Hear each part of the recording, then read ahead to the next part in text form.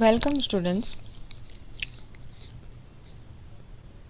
ગ્રામરના language ફંક્શન્સના online ક્લાસમાં સ્વાગત છે તમારું. આજે આપણે નવું એક ફંક્શન જોવાના છે જેનું નામ છે શોઈંગ પર્પસ. સૌપ્રથમ પર્પસ એટલે શું? What is purpose? તો ઇન્ટેન્શન. પર્પસનો અર્થ થાય છે ઇન્ટેન્શન અને એનું ગુજરાતી થાય છે ઈરાદો, હેતુ કે આશય. તો કોઈ પણ કાર્ય આપણે હેતુ કે ઈરાદા કે આશય વગર કરતા નથી. એટલે વાક્યમાં હેતુ કે ઈરાદો દર્શાવો એને શોઈંગ પર્પસ કહેવાય. જોઈએ ઉપયોગ. તો કોઈ પણ કાર્ય કરવા પાછળનો હેતુ, આશય કે ઈરાદો દર્શાવવા માટે આ ફંક્શનનો ઉપયોગ થાય છે. To describe the intention, purpose of any action, કે કોઈ પણ કાર્ય કરવા માટેનો હેતુ, આશય કે ઈરાદો દર્શાવો એને શોઈંગ પર્પસ કહેવાય છે.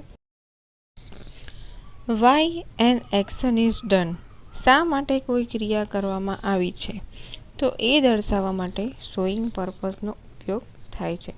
તો અહીંયા તમને શોઈંગ પર્પસનો અર્થ શું થાય છે અને એનો ઉપયોગ ક્યારે કરવામાં આવે છે એ ક્લિયર થઈ ગયું હશે. હવે એના કીવર્ડ્સ જોઈએ. તો ફર્સ્ટ છે with a view two, second છે ઇન ઓર્ડર ટુ, થર્ડ છે સો ધેટ અને fourth in order that, fifth 2, 6, 4. 6 keywords છે એના અને જેનો અર્થ થાય છે ના હેતુથી કે જેથી માટે. હવે કીવર્ડ્સ 6 છે તો એને જોઈને ગભરાવાની બિલકુલ જરૂર નથી, કેમ કે સેન્ટેન્સ પેટર્ન 3 જ છે. તો આગળ એની સેન્ટેન્સ પેટર્ન જોઈએ કે વાક્ય રચના. સેન્ટેન્સ પેટર્નમાં આપણે બે જે કીવર્ડ્સ છે એની પેર બનાવી લીધી છે, કેમ કે બે જે કીવર્ડ્સ છે એની સેન્ટેન્સ પેટર્ન સરખી જ છે. તો ફર્સ્ટ નંબરમાં જોઈએ તો ફોર અને વિથ અ વ્યૂ ટુ.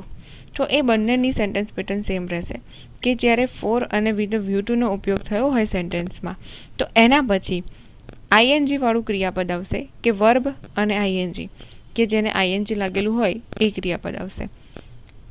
તો આ સિમ્પલ યાદ રહી જાય એવું છે તરત જ. સેકન્ડ નંબર જોઈએ ઇન ઓર્ડર ટુ અને ટુ. તો ઇન ઓર્ડર ટુ અને ટુ એની પણ સેન્ટેન્સ પેટર્ન જે છે એ સેમ છે કે જ્યારે પણ એનો ઉપયોગ થયો હોય એના પછી તરત વર્બ રૂટ ફ્રોમ એટલે કે ક્રિયાપદનું મૂળ રૂપનો ઉપયોગ થશે અહીંયા.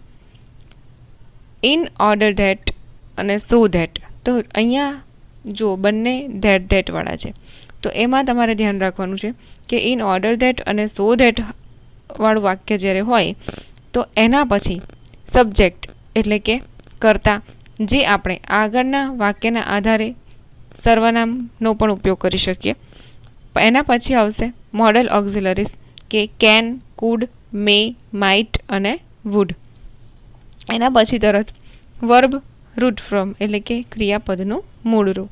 તો ફરીથી રિપીટ કરી લઈએ એકવાર. 6 કીવર્ડ્સ છે એમાં બે આપણે પેર કરી છે કે કારણ કે એમની વાક્ય રચના સરખી છે. ફોર અને વિથ અ વ્યૂ ટુ. તો એના પછી તરત આવશે ક્રિયાપદનું આઈએનજી વાળું રૂપ. સેકન્ડમાં જોઈએ તો ઇન ઓર્ડર ટુ અને ટુ. આ બંનેમાં તરત આવશે ક્રિયાપદનું મૂળ રૂપ કે વર્બનું રૂટ ફ્રોમ કે મેઇન ફોર્મ જે તમે કહી શકો. થર્ડમાં આવશે ઇન ઓર્ડર ધેટ અને સો ધેટ. તો જ્યારે આ બંનેનો ઉપયોગ થયો હોય એના પછી તરત સબ્જેક્ટ એટલે કે કર્તા, એના પછી મોડલ ઓક્ઝિલરીઝ કે જે અહીંયા આપ્યા છે એરો કરીને સાઈડમાં, કેન, કુડ, મે, માઇટ અને વુડ, અને પછી વર્બ રૂટ ફ્રોમ કે જે ક્રિયાપદનું મૂળ રૂપ. તો આ સેન્ટેન્સ પેટર્ન 3 તમારે ખાસ યાદ રાખવાની છે. તો ઝડપથી એના એક્ઝામ્પલ જોઈએ. ફર્સ્ટ નંબરમાં જે છે he work very hard with a view to winning the first prize. Gujarati કરીએ તો તેણે ખૂબ જ મહેનત કરી વિથ અ વ્યૂ ટુ, શેના હેતુથી કે વિનિંગ ધ ફર્સ્ટ પ્રાઇઝ, પ્રથમ ઇનામ જીતવા માટે તેણે સખત મહેનત કરી. અથવા તો પ્રથમ ઇનામ જીતવાના હેતુથી તેણે સખત મહેનત કરી. તો અહીંયા કીવર્ડ આપણો છે વિથ અ વ્યૂ ટુ, અને વિથ અ વ્યૂ ટુ પછી તમે જોઈ શકો છો કે તરત જ આઈએનજી વાળું રૂપ છે. તો આ વાક્યરચના પ્રમાણેનું સેન્ટેન્સ તમે અહીંયા જોઈ શકો છો. સેકન્ડ નંબર જોઈએ, these mop is for cleaning the floor. These mop એટલે કે જે ઘરમાં આપણે ઊભું પોતું વાપરીએ છીએ તો એને મોપ કહેવાય. તો જે મોપ છે, ઊભું પોતું છે, ઇઝ ફોર શેના માટે છે? ક્લીનિંગ ધ ફ્લોર, કે જે નીચેનો ફ્લોર સાફ કરવા માટે. તો અહીંયા ફોર એટલે માટે, તો ફોર પછી તરત જ શું છે? આઈએનજી વાળું રૂપ. તો વસ્તુ અહીંયા ક્લિયર થાય છે. જે પ્રથમ આપણે વાક્ય રચના જોઈ કે જે વિથ અ વ્યૂ ટુ અને ફોર બંને પછી શું આવે? આઈએનજી વાળું રૂપ. થર્ડ સેન્ટેન્સ જોઈએ, I got my mechanic to repair my bike. કે મેં મારા મેકેનિકને બોલાવ્યો શેના માટે? ટુ એટલે હેતુ માટે, કોઈ આશયથી, ઈરાદાથી. રિપેર માય બાઇક કે મારું બાઇક રિપેર કરવા માટે. તો અહીંયા ટુનો ઉપયોગ થયો છે, અને ટુ પછી આપણે વાક્યરચના પ્રમાણે જોયું તો ટુ પછી આવશે ક્રિયાપદનું મૂળ રૂપ. તો એ અહીંયા આપેલું છે, ટુ પછી ક્રિયાપદનું મૂળ રૂપ.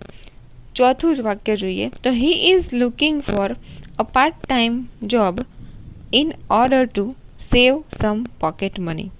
કે તે looking for a part time job, કે તે કોઈ પાર્ટ ટાઈમ જોબ શોધી રહ્યો છે. લુકિંગ એટલે કે અહીંયા શોધવાના અર્થમાં છે. ઇન ઓર્ડર ટુ આપણો કીવર્ડ છે. એના પછી જુઓ તો સેવ એટલે કે ક્રિયાપદનું મૂળ રૂપ છે. સમ પોકેટ મની એટલે અન્ય શબ્દો, કે તે થોડા પૈસા બચાવવાના હેતુથી એક પાર્ટ ટાઈમ જોબ શોધી રહ્યો છે. તો અહીંયા ઇન ઓર્ડર ટુ કીવર્ડ પછી ક્રિયાપદનું મૂળ રૂપ છે, જે આપણે ટુ અને ઇન ઓર્ડર ટુ બંનેમાં ધ્યાન રાખવાનું છે. બંનેની વાક્યરચના પ્રમાણે શું હોવું જોઈએ? બંનેની પછી ક્રિયાપદનું મૂળ રૂપ. Fifth sentence, people go abroad in order that they might earn a lot. People એટલે કે લોકો, ગો અબ્રોડ એટલે કે વિદેશ, ફોરેન જાય છે. ઇન ઓર્ડર ધેટ એટલે કે ના હેતુથી અથવા તો ના આશયથી.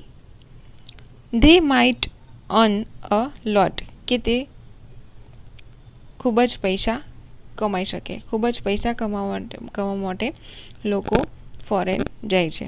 બરાબર. તો અહીંયા ઇન ઓર્ડર ધેટનો ઉપયોગ થયો છે, અને ઇન ઓર્ડર ધેટ પછી આપણે સેન્ટેન્સ પેટર્ન પ્રમાણે જોઈએ તો કર્તા છે, પીપલ છે, એટલે પીપલ લોકો. તો એના અર્થમાં સર્વનામ અહીંયા આપણે યુઝ કર્યું છે. ફરીથી એનો એ કર્તા વાપરવાનો નથી, કે જે પણ આગળના વાક્યમાં કર્તા આપ્યો હોય એના ઉપરથી આપણે સર્વનામનો યુઝ કરવાનો. તો એ જ પ્રમાણે અહીંયા સર્વનામ છે. માઇટ એટલે કે મોડલ ઓક્ઝિલરીઝ આપણે જોયું હતું કે કર્તા પછી શું આવશે? Model auxiliaries. અને અર્ન એટલે કે મૂળ ક્રિયાપદ છે અહીંયા પૈસા કમાવા. તો અહીંયા વાક્યરચના પ્રમાણે ઇન ઓર્ડર ધેટ જે આપણો કીવર્ડ છે એનું સેન્ટેન્સ છે. 6 નંબર જોઈએ, he turn down the music so that he wouldn't disturb the neighbours. He turn down કે તેણે ધીમું કર્યું. ટર્ન ડાઉન એટલે અહીંયા અર્થ છે કે ધીમું કર્યું. ધ મ્યુઝિકનો અવાજ ધીરો કર્યો.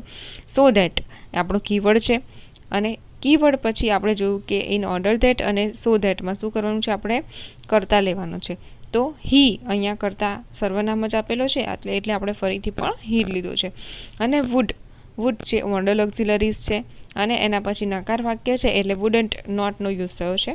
અને ડિસ્ટર્બ એ મૂળ ક્રિયાપદ છે, કે જે આપણે વાક્યરચના પ્રમાણે જોયું કે સો ધેટ પછી કર્તા, મોડલ ઓક્ઝિલરી અને ક્રિયાપદનું મૂળ રૂપ, અને પછી અન્ય શબ્દો ધ નેબર્સ. કે તેણે મ્યુઝિક ધીમું કર્યું. સો ધેટ એટલે કે જેના આશયથી લોકો ડિસ્ટર્બ ના થાય એના હેતુથી તેણે મ્યુઝિક ધીરું કર્યું. આખા સેન્ટેન્સનું ફરીથી જો ગુજરાતી જોઈએ તો ધ નેબર્સ એટલે કે પાડોશીઓ ડિસ્ટર્બ ના થાય, ખલેલ ના પહોંચે એમને, એના એના આશયથી કે એના હેતુથી તેણે મ્યુઝિકનો અવાજ ધીરો કર્યો. તો અહીંયા તમને આ ફંક્શન સારી રીતે ક્લિયર થયું હશે. આગળ તો આ વિડીયોને અહીંયા સ્ટોપ કરીએ છીએ અને બીજા પાર્ટમાં એક જ સેન્ટેન્સમાં કેવી રીતે બધા કીવર્ડ્સનો યુઝ કરી શકાય અને બીજી કઈ રીતે બોર્ડમાં પૂછાય છે એક્ઝામ્પલ્સ જોઈશું એના.